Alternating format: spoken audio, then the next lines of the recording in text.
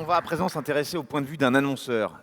Coca-Cola, pour ne pas le nommer, la firme, on le sait et on le voit chaque jour, est habituée à communiquer, communique énormément.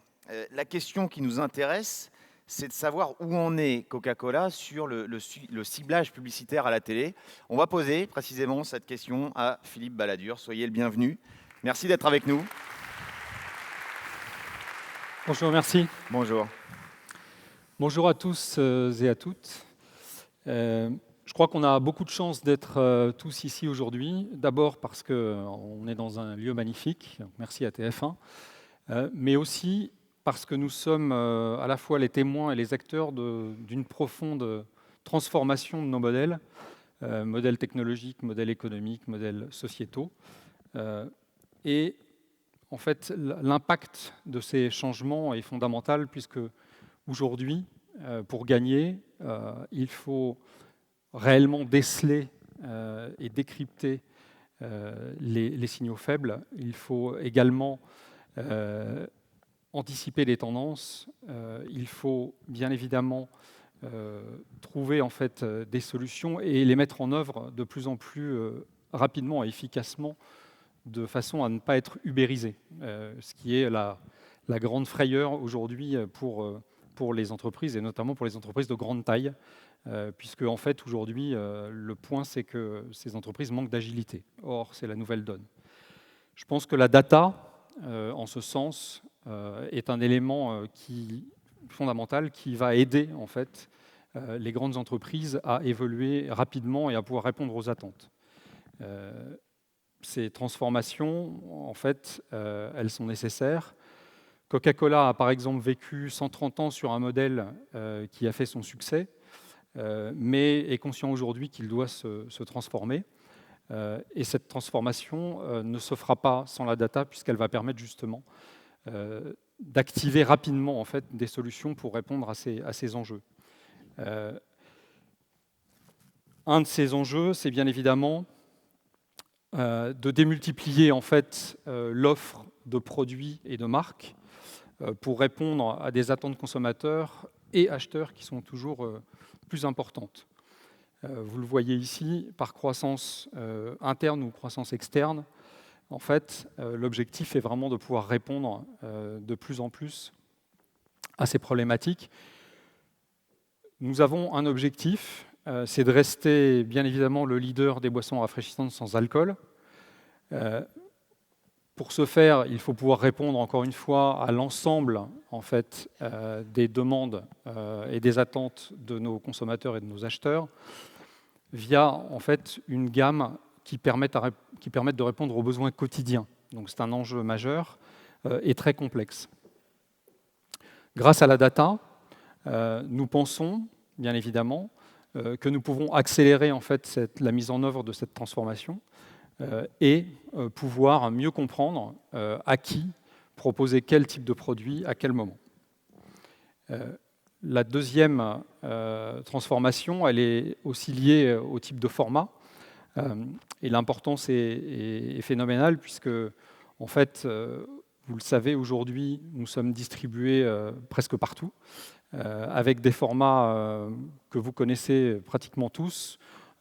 Et majoritairement, ce sont la bouteille en verre, qui est la bouteille iconique de la marque, mais aussi la bouteille de 1,5 litre qui est partout. L'enjeu aujourd'hui, c'est plutôt de démultiplier l'offre de formats pour répondre là aussi à des nouvelles occasions et à des nouveaux moments de consommation.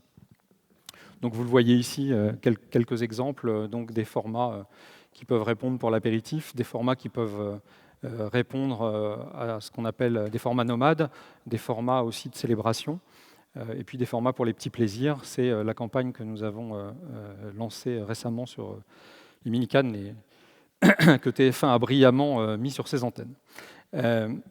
En fait, pourquoi ce point ? Ce point est important parce que là aussi, dans les formats, on a des enjeux énormes. D'abord pour répondre aux besoins, comme je vous l'ai dit, mais également pour réellement placer les bons formats aux bons endroits. Et là encore, la data nous aidera aujourd'hui à remplacer la fameuse bouteille 1,5 litre qui est dans tous les bons magasins, et puis la bouteille la bouteille en verre qui est généralement dans les cafés. En fait, les produits vont eux-mêmes devenir, et les packaging vont eux-mêmes devenir connectés et vont nous permettre en fait, d'acquérir de l'information via cette data pour pouvoir placer de manière optimisée l'ensemble de ces produits aux bons endroits pour répondre aux bons besoins. Donc encore une fois, la data est un élément clé pour le développement et la transformation de l'entreprise. Alors, nous, en France, nous avons cette conviction depuis longtemps. Nous avons été les premiers chez Coca-Cola à ouvrir la voie en créant une DMP, en nous équipant d'une DMP en 2015.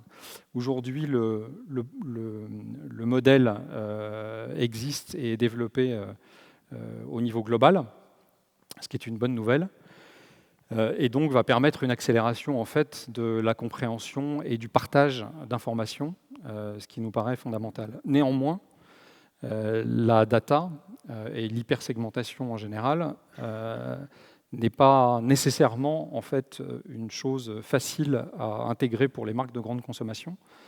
En effet, nos modèles sont plutôt basés sur des gros volumes et non pas des choses des points d'entrée hyper segmentés. Et donc, ça pose un certain nombre de problèmes et d'organisation.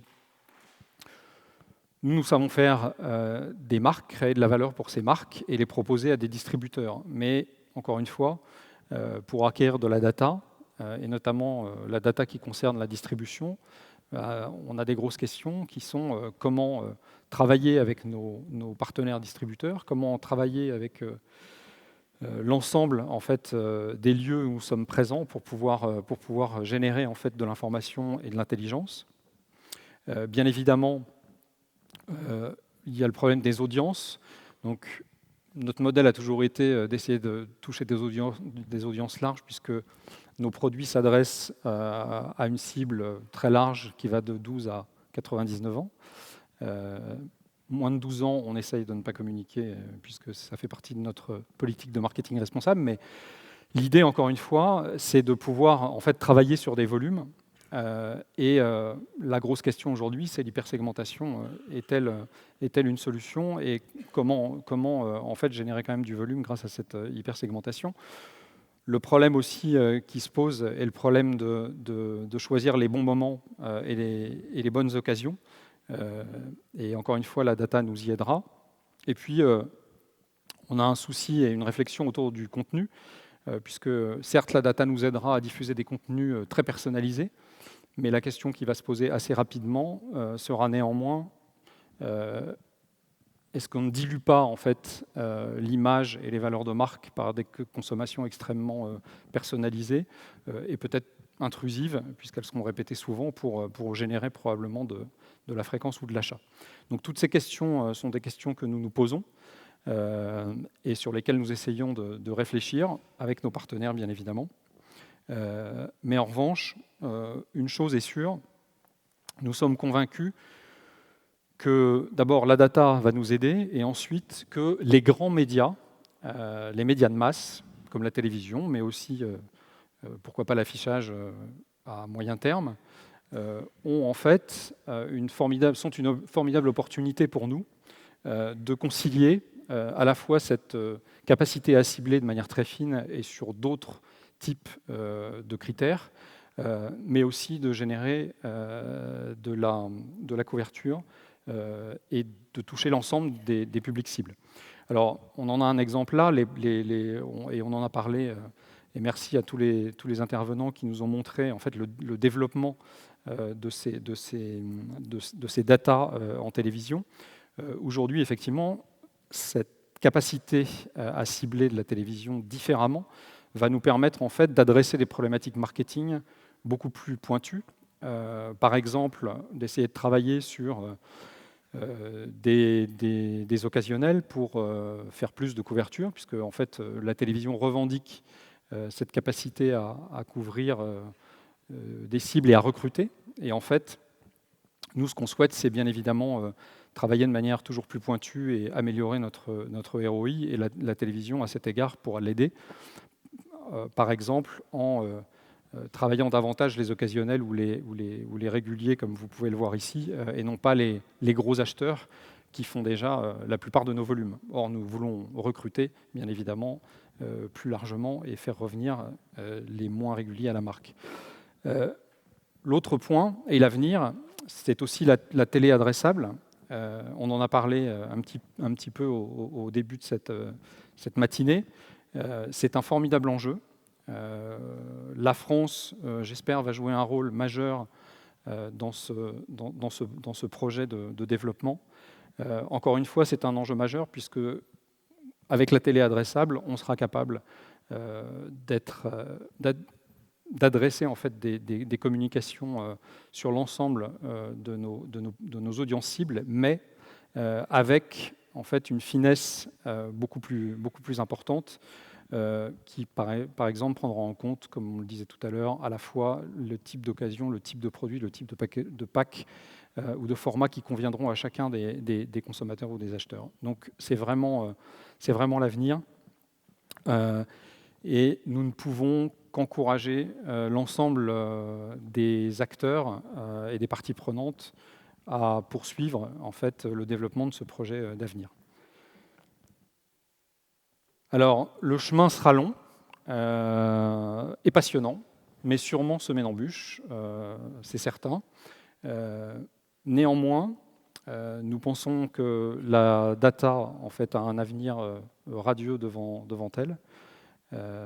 Nous souhaitons bien évidemment encourager tous les acteurs à développer, et particulièrement dans les médias de masse et les grands médias, cette capacité à mieux travailler avec les annonceurs et bien évidemment avec les agences. Nous croyons que c'est le moyen pour redonner en fait à ces grands médias cette capacité qu'ils avaient à fédérer l'ensemble des marques et des produits pour s'adresser à tous les publics. Enfin, la data, et ça a été dit au tout début de cette matinée, la data c'est un moyen et pas une fin. Et donc, il faut garder à l'esprit que on doit toujours se souvenir que le marketing et la communication sont une fragile alchimie de science et d'art. Et je terminerai là-dessus. N'oublions pas les choses simples et restons vigilants. Merci beaucoup.